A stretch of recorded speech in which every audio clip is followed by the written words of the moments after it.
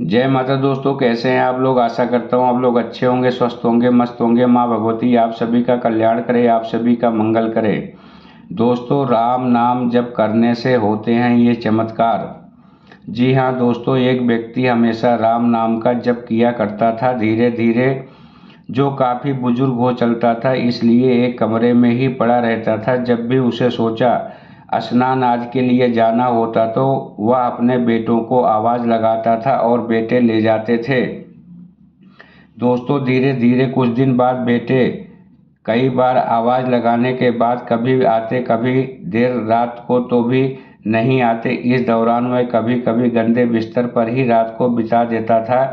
अब और बुढ़ापा होने के कारण उन्हें कम दिखाई देने लगा। एक दिन रात को निर्वृत्त होने के लिए जैसे ही आवाज़ लगाई, तुरंत ही एक लड़का आता है और बड़े ही कोमल स्पर्श के साथ उनको निर्वृत्त करवा कर बिस्तर पर लेटा जाता है। अब ये रोज का नियम हो गया था। एक रात उनको शक हो जाता है कि पहले तो रात में बेटे को कई बार आवाज़ लगाने पर भी नहीं आते थे, लेकिन ये तो आवाज़ लगाते ही दूसरे क्षण आ जाते हैं और बड़े ही कोमल स्पर्श के साथ निर्वृत्त करवा देता है। एक रात वह व्यक्ति उसका हाथ पकड़ लेता है और पूछता है, सच बता तू कौन है, मेरे बेटे तो ऐसे नहीं हैं। तभी अंधेरे कमरे में एक अलौकिक उजाला हुआ और उस लड़के स्वरूपी ईश्वर ने अपना वास्तविक रूप दिखाया। वह व्यक्ति रोते हुए कहा, हे प्रभु, आप स्वयं मेरे निर्वृत्त के कार्य कर रहे हैं।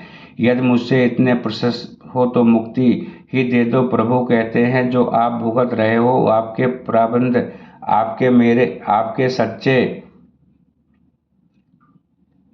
आपके सच्चे मेरा नाम जाप करते हो, इसलिए मैं आपके प्रबद्ध भी सच्ची साधना के कारण स्वयं करवा रहा हूँ। व्यक्ति कहता है कि क्या मेरे कर्तव्य आपके कृपा से भी बड़े हैं? क्या आपकी कृपा मेरे कर्तव्य नहीं काट सकती? प्रभु कहते हैं कि मेरी कृपा सर्वोपरि है, यह अवश्य ही आपके कर्तव्य काट सकती हैं, लेकिन फिर अगले जन्म में ये कर्तव्य भुगतने फिर से आना होगा। यही कर्म नियम है। इसलिए आपके कर्तव्य मैं स्वयं अपने हाथों से कटवाकर इस जन्म मरण से मुक्ति देना चाहता हूँ। ईश्वर कहते हैं, कर्तव्य 3 तरह के होते हैं, मंद, तीव्र तथा तीव्रतम।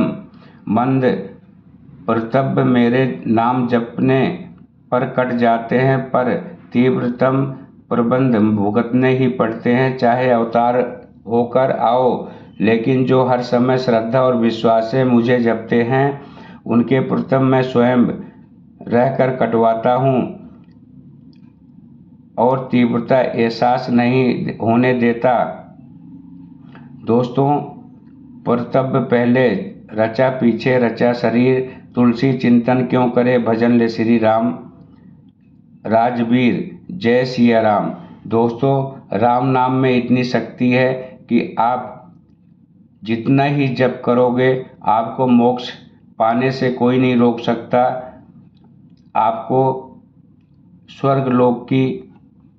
स्वर्गलोक से मुक्ति जरूर मिलेगी। नरक लोक आप छोड़कर जाओगे और स्वर्गलोक में प्रवेश करोगे। तो दोस्तों, राम नाम का चिंतन बहुत अच्छा है, बहुत सर्वोपरि है। तो आप लोग भी राम नाम का जप करें, आपको अवश्य मोक्ष की प्राप्ति होगी। दोस्तों, यह थी थोड़ी सी जानकारी। मेरे द्वारा दी गई जानकारी आप सभी को अच्छी लगी हो, समझ में आई हो तो वीडियो को दोस्तों लाइक करना, चैनल को सब्सक्राइब करके शेयर जरूर करना, ताकि और भी भक्तों का कल्याण हो सके और भी भक्तों का मंगल हो सके। जाते जाते जय श्री राम, जय हनुमान जी, जय बालाजी महाराज जरूर लिखना। राधे राधे।